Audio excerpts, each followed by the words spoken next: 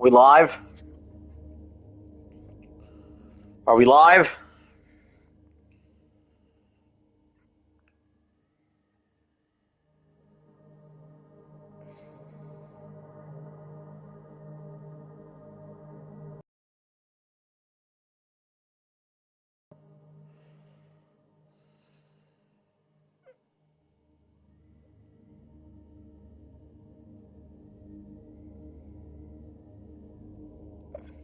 Are we live?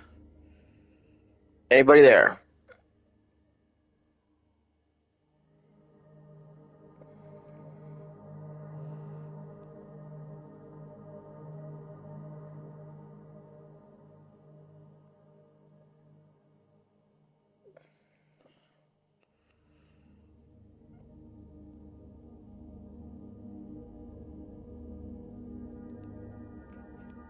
All right, let's do this.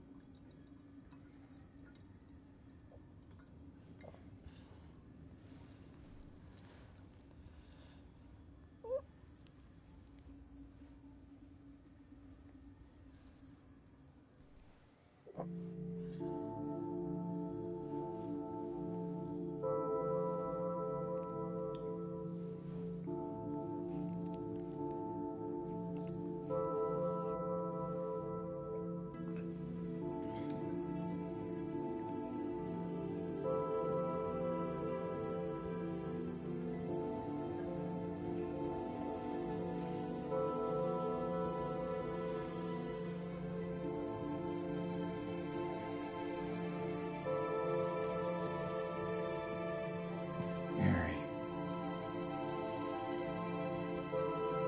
could you really be in this town?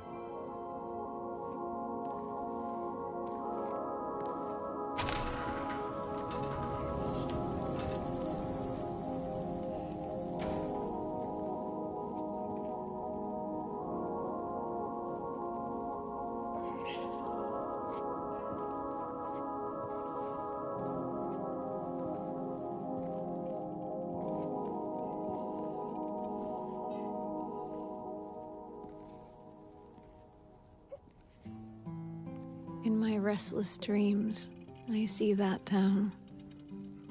Silent Hill. You promised you'd take me there again someday.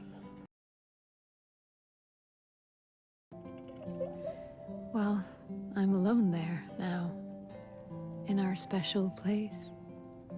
Waiting for you.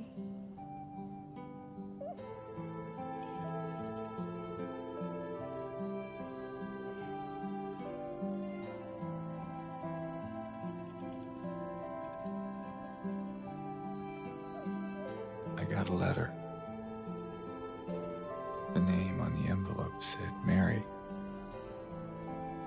My wife's name. It's ridiculous. Couldn't possibly be true. That's what I keep telling myself. Mary died of that damn disease 3 years ago. So then why am I looking for her? Our special place. What could she mean? This whole town was our special place. Could Mary really be here? Is she really alive? Waiting for me?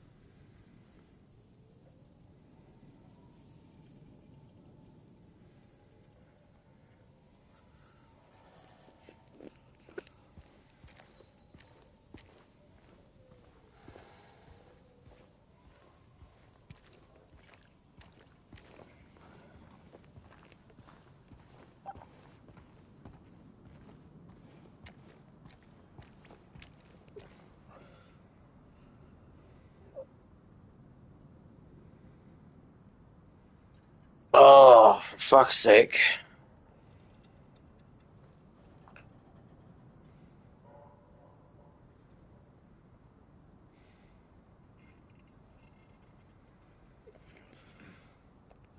Let's do this.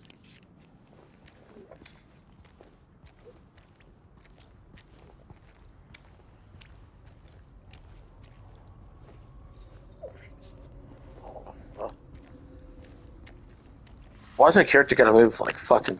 Oh, there we go.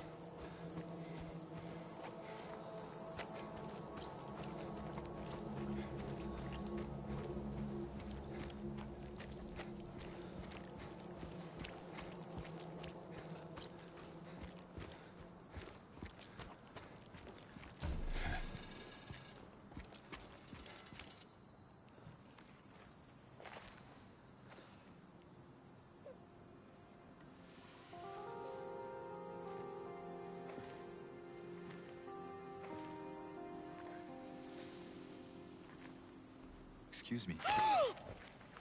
I'm sorry. I was just... Hey, it's okay. I didn't mean to scare you. I'm kind of lost. Lost? Yeah, I'm looking for Silent Hill. Is this the right way? Yeah. It's hard to see with this fog, but there's only the one road. You can't miss it. Thanks. But... I think you should stay away. This town, there's something wrong with it. And it's not just the fog, either. Is it dangerous? Maybe. It's kind of hard to explain, but...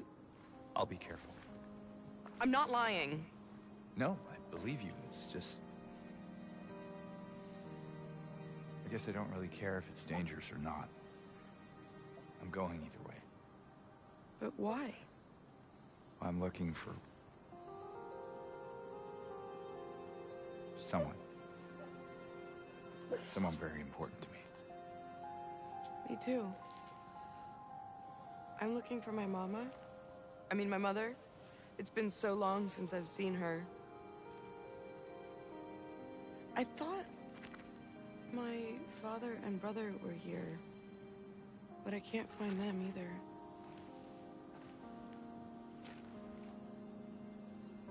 I'm sorry, it's not your problem. No, I hope you find them. Yeah, you too.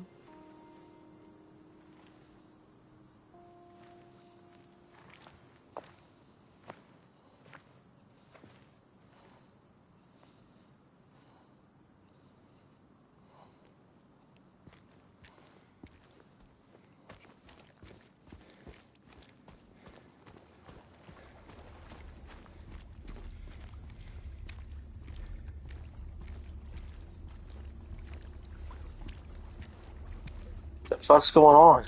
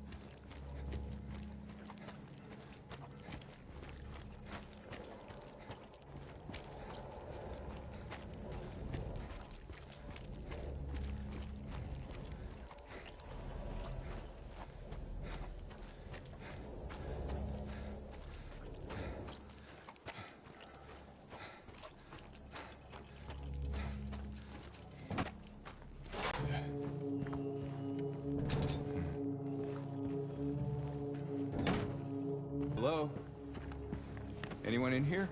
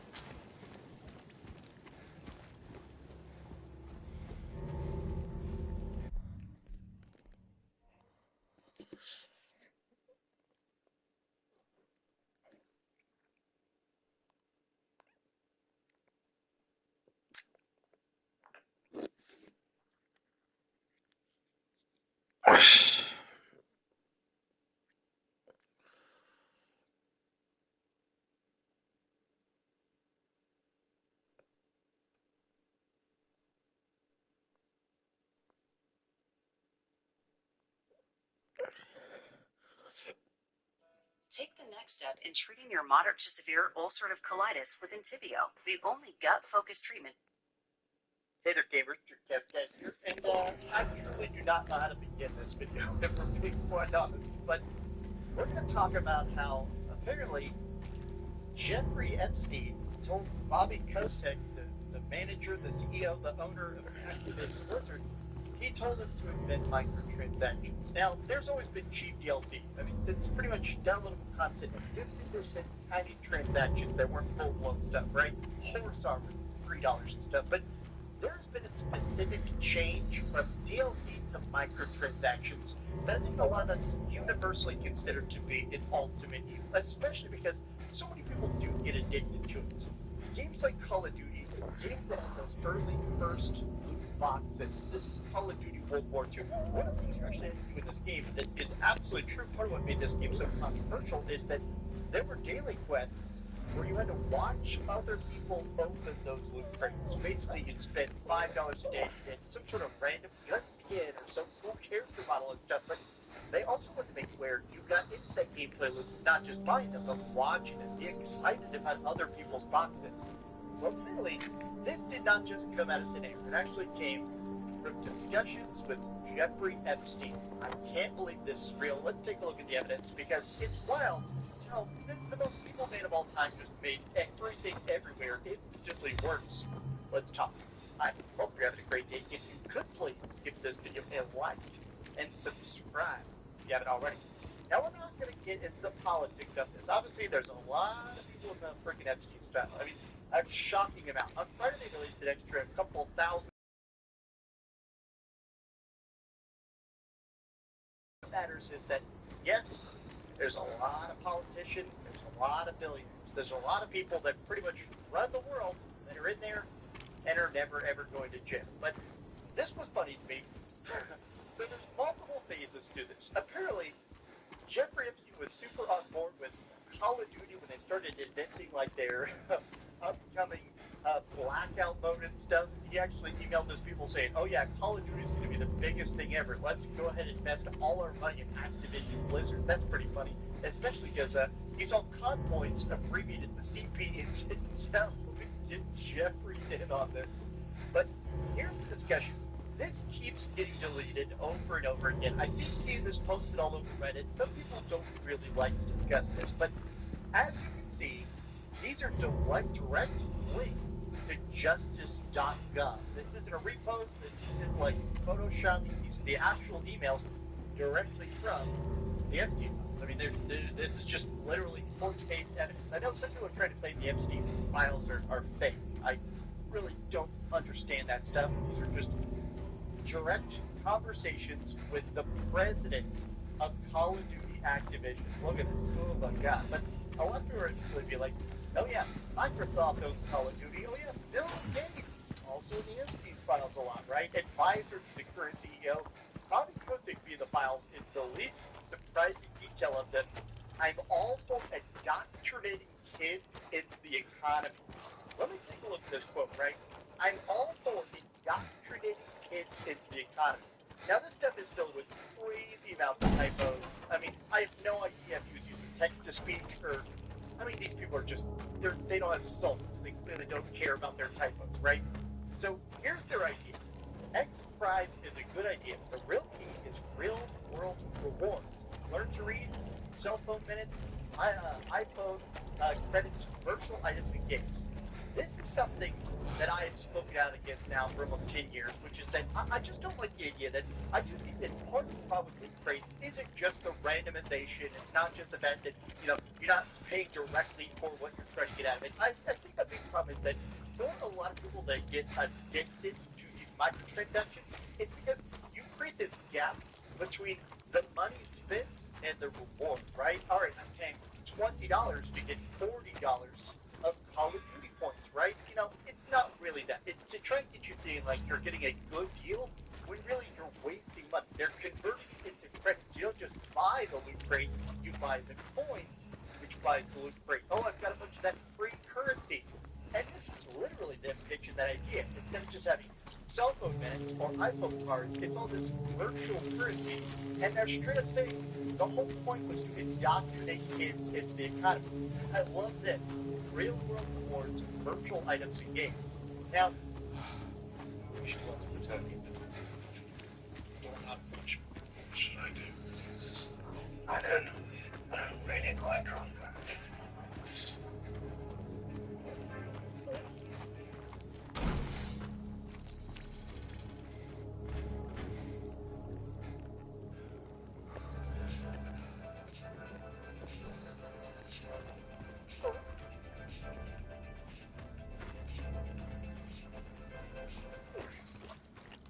This named Pablos. This is basically Pablos Holman was like one of the main financial advisors to Jeffrey Epstein.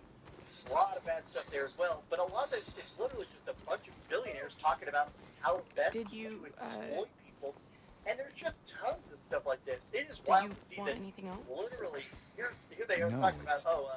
You can see here's Bobby Kotick talking about how he's about to meet Elon Musk. That he has great ideas for hanging out with girls in SpaceX. This was a funny one I saw a lot of people sharing around. Jeffrey Epstein was thermopin from Xbox Live. Now, people are trying to figure this out. It says, you're permanently banned due to threats, harassment, or abuse of other players. Apparently, this is actually just a formality. Apparently, Xbox went in, apparently like in 2013, they actually went in and started talking to the government and basically said, all right, let's get the official email of everybody currently on like watch lists for hurting people. I'm trying to be vague so I don't get demonetized. They took like the master list of all the offenders and went ahead and put it in. So they literally just auto-banned them. But it is funny about the idea. Apparently there's leaks about, people have dug up the fact that Epstein was also talking to people in World of Warcraft and stuff.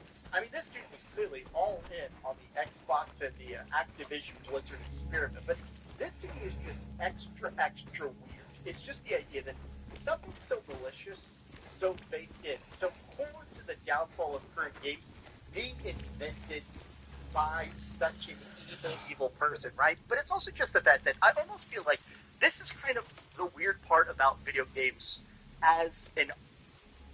We're tuning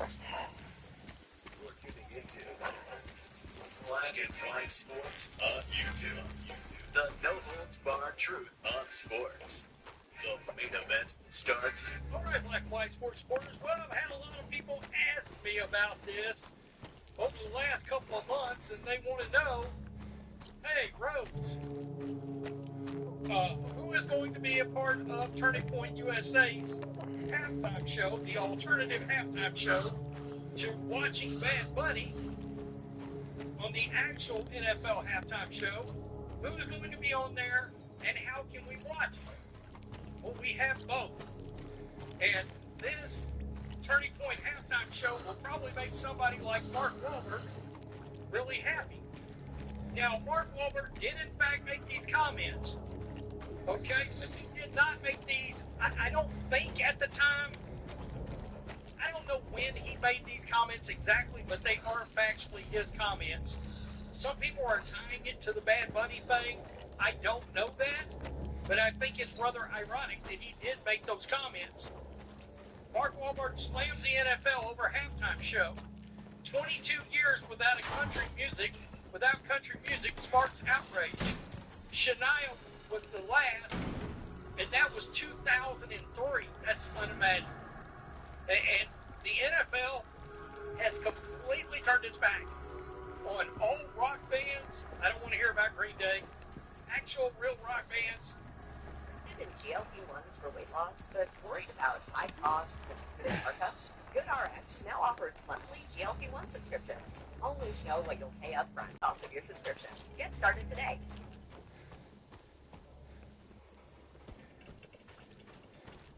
For small business owners, taxes is more questions than answers. Now Taxes is TurboTax expert who knows your industry, so your small business can really take off. Now this is Taxes.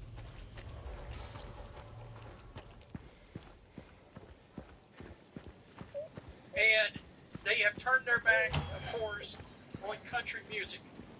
And they wrap their loving arms around Bad Bunny and insert miscellaneous hip-hop act here. In other words, what they're really doing is they're like, oh, who's streaming on Spotify? Let's look at it. Okay, let's put them in the Super Bowl. When really and truly what it is people want is they want halftime acts that they can sing along to. People always wondered, well, why was Aerosmith on there? Why was Prince on there? And all these acts, because everybody knew their catalogs and they could sing along to every freaking song they were going to play. Well, Turning Point USA is going to address the country music side of the coin, and we now know the lineup, and it's a good lineup, folks. It really is. If you like country music, it's a damn good lineup. And I'll tell you where you can watch this thing. Turning Point USA is launching a star-studded alternative to the Super Bowl halftime show, unveiling a patriotic concert. It says we'll celebrate faith, family, and freedom. The event, titled the All-American Halftime Show, is scheduled to air around 8 p.m. on February 8th. It will feature performances from artists like Kid Rock, Brantley Gilbert, and Lee Brice, and Gabby Barrett. I don't know Gabby Barrett, I'm going to be honest, but yes, I do know Kid Rock, Brantley Gilbert, and Lee Brice. All three have big followings. Well, I mean, Kid Rock's got a big following in the hip-hop, the rock community, and country music. And, of course, Brantley Gilbert, Lee Brice, both big-time country artists. We're approaching this show like David and Goliath, Kid Rock said in a statement. Competing with the pro football machine and global pop superstar is almost impossible, or is it?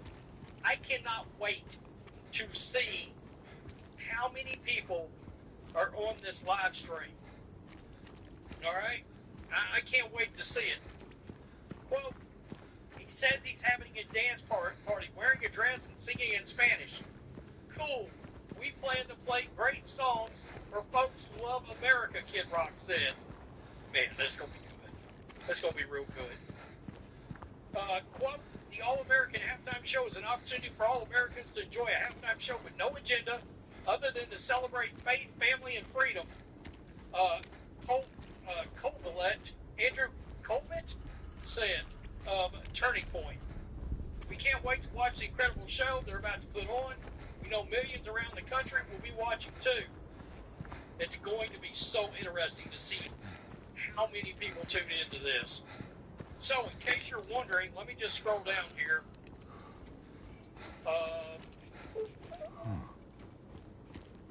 Let me scroll down because I do have where it is going to be. Let me go to my X. Right here. I've got it because I posted it. All right, here we go. Turning Point USA's halftime show will stream across the organization's YouTube channel, their X, and Rumble platforms, and will also air on the Sinclair Broadcast Group's over-the-air channel, Charge. So in other words, I guess that is going to be over-the-air means if you've got an antenna and you're watching on free antenna TV, you can turn it to the Charge channel, and it'll be broadcast on there. Also, it'll be available through the services including Samsung Plus, YouTube TV, Hulu, and Sling. That's going to be interesting to see. I cannot wait. One of the things we will be able to get an idea of, a handle on, is how many people are watching.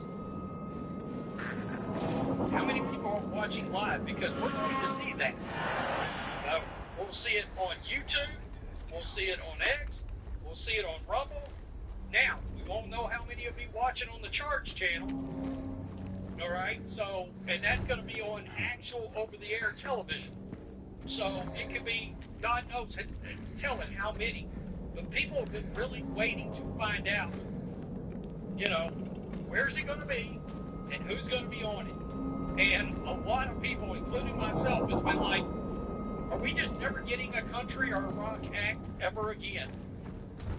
Where people can actually sing along and whatever to songs or just listen to good music.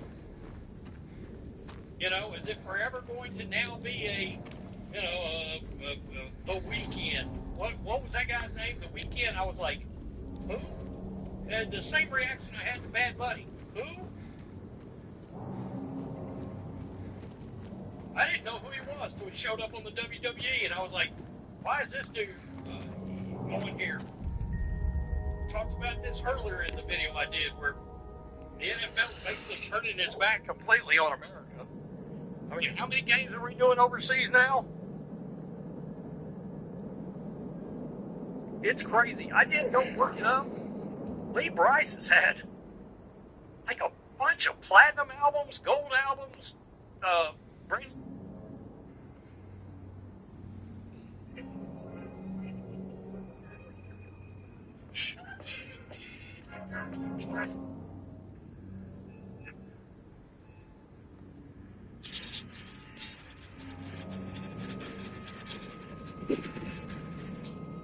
What is up, guys? Well, we have officially pulled our first month of 2026 off of the calendar. January's behind us, and now we are in February, so it's time to look back at last month's release movies, of which I was able to see 10 brand new films. And I gotta be honest, while there's a couple on here I was not a fan of, for January, it was actually pretty damn good. Coming in at number 10 is going to be Night Patrol. This is a film that I actually saw months ago in September at Fantastic Fest, and I had not heard of it until the festival started, and all I knew was vampire movie about corrupt cops starring Justin Long.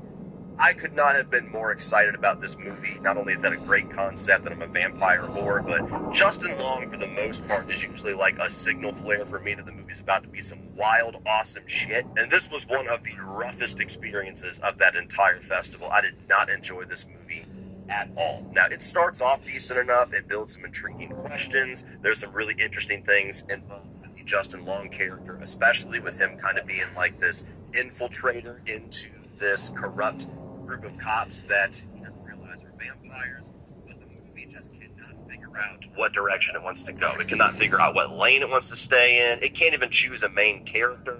And eventually the direction it decides to go and the character it decides to promote to the lead and the main point of the movie is by far the least interesting direction it could have went. None of the vampirism, whether it's action or genre, is done very well. None of its commentary on police brutality or LA culture or gang culture or any of that never graduates above like these very low-hanging level generic observations. So the movie is trying so hard to say something insightful and it ends up just being absolutely heavy-handed and dull. And somewhere between it being just a poorly written script and being really roughly edited, this movie has so many different sequences, specifically dialogue-based sequences that go on way too long. So this is a movie that the longer it went on, the worse it got, the less I was enjoying it, and the more I was just begging for it to be because I was not happy at all. Moving on to number 9, one of the bigger disappointments, and that is Return to Silent Hill. Now, video game adaptations have a very horrible track record. Most of them are terrible, a lot of them are mediocre, very few of them are great. And the original Silent Hill movie that came out in 2006 was actually one of those that I would say are on the better end of that spectrum. It aged well, it capture the vibe and the look and the tone of the game very well, despite some of the weird creative liberties that they took. And it was very exciting, and I was optimistic about the fact that the director of that film, 20 years later, was coming back to this world to adapt the second game. And I don't know what the fuck happened, but nothing that succeeded in that first Silent Hill movie transfers over to this one. As a film, it is incredibly jarring and poorly edited, where they are forcing in these flashback sequences that completely break up the pace and the tension of the movie and the story that they are trying to tell for zero reason, zero gain. There's nothing about those flashbacks that are worth being there. All they do is just add some weird lore that's not there from the game that doesn't really fit with this story. On a production level, the movie is very harshly overlit because most of the film is on green screen. So despite them and their best efforts of trying to have like that gloomy, foggy look of Silent Hill, it's so brightly lit and so shiny that to me it just doesn't really capture that dark, eerie vibe very well. There are some sequences where there's practical sets that are certainly the better looking sequences in the movie where they're not so harshly lit that do a pretty decent job at recreating some of the actual settings of the game. And I think the lead actor, despite not being given a lot to work with, does a pretty decent job at embodying the character of James and embodying this descent into madness that the character's story really is. But they condense and omit so many integral things from the story of the video game, for time's sake, that the actual version we get is just not a very interesting, powerful, or effective story. And almost everything that they changed from the video game, specifically talking about adaptation, just dismantles the entire point and the effectiveness of the original story, Silent Hill 2.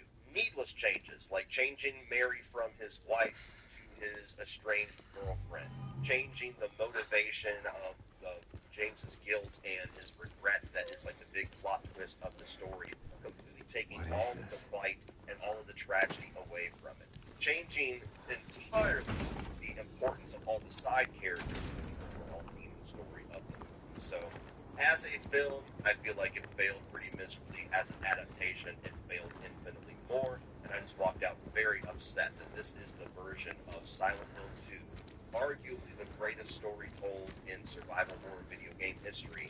This is the version that many people are going to experience. That sucks. Coming in at number 8 is another video game adaptation, and this is Iron Lung. Now, this is interesting. I think that even though I did not enjoy this movie, and I gave it a pretty low rating as far as my enjoyment goes. Now you could be vaping formaldehyde, which is used in taxidermy. Yeast! Being a cadet in Starfleet Academy means being open to the people around you. And I gave it a pretty low rating as far as my enjoyment goes. There's a lot about this movie that I respect, I champion, and I'm very inspired by. So in my head, there's a pretty big gap between number 9 and number 8. But Iron Lung is the feature film debut of a very popular YouTuber named Markiplier, and this is a film that is based off of an independent little PC game that came out in 2022. It's like a 45-minute little isolated low-budget game where you're using this submarine to explore this like blood ocean and try to find these pictures of derelict bones and signs that might lead the organization that he is working for or imprisoned by to understand more about the overall lore of its world. From what I understand, the lore of the game is kind of like Five Nights at Freddy's. A lot of it's not really spelled out for you in the game experience. A lot of it's more just things where fans have had to really dig in and dig deeper for things. And the movie's trying to expand on that a little bit. So now, as a movie, I think that the production value of this was extremely impressive for such a low-budget movie. I think it was a $3 million production. The practical set of this submarine looks amazing. There is a lot of really good lighting and cinematography to try to recreate the vibe and the color grading that actually matches the game very well. I think Markiplier does a pretty decent job as the lead actor here. He's pretty much the only actor on screen for about 98% of the movie. A lot of the other actors are more like voices. We got Troy Baker in here that do a pretty good job. So that's commendable for somebody who I imagine doesn't have any classical training or a lot of experience as an actor. He did pretty good. And just the story of a YouTuber taking his own funds. This is self-financed, and he's going to not only fund a production of a movie, but he's going to passion project from start to finish. He didn't ask for any formal help from movie studios or production companies. He didn't get somebody else to come in and do all of the hard work. This is his baby from start to finish. He got it done, and through his own little grassroots word-of-mouth campaign, through his very large audience of almost 40 million subscribers, he got this into wide release in theaters, and I believe was the #1 film on Friday. I don't know if he ended the weekend being #1, but if he didn't, he was #2, which is fucking incredible. As a fan of movie making and as a YouTuber myself, that is an incredibly inspiring thing to see happen, and it's disrupting all of the models and all of the rules and regulations that you feel like you will have to obey as far as getting a movie out there that prevents so many artists from actually being able to attempt putting their own movie out there. There's nothing negative that comes from this movie succeeding. It opens up a lot of avenues and inspires a lot of people who are independent filmmakers to find other ways to get their movies seen and to get it on the big screens. And it continues to lay the groundwork and open doors for people like me who do one day have the aspirations of making their own film and is just a YouTuber as of right now. It opens more doors for me to potentially make that reality one day. But with all that being said, I didn't enjoy the film. I think that it has massive pacing and editing issues. I think that it is entirely too long. It's a 45-minute, very basic, bare-bones experience when you play the game, and the movie is over 2 hours long, where most of the first half especially is just Markiplier kind of feeling a little disoriented, a little bit confused, and very frustrated about the situation that he's in. And there's so many repetitive shots of the compass on the screen, of black and white x-ray photos, condensation dripping from the hull. It really feels incredibly padded out for the amount of meat that is actually here, both on the story front as well as the lore itself that it's trying to expand upon. And some of the things I didn't even get into in my review because I didn't want it to be too long, there is a little bit of a sound mixing issue here as well, where outside of Markiplier's character, most of the people he's interacting with is coming through this very shitty, archaic speaker. So I guess they were trying to really be like realistic about the level of sound quality that would come out of that. But there's a good bit of dialogue that's kind of hard to discern what exactly these characters are saying, and that's rough, and that's most of your story, and that's most of your lore device is those conversations. And I can't really help but feel like a lot of the enjoyment factor of this movie and the story and the lore it's trying to build out really does depend on you having some pre-established knowledge of this video game, which I did not have. All the knowledge I gained is stuff that I researched after seeing the movie, which you shouldn't have to do. A movie should present all the information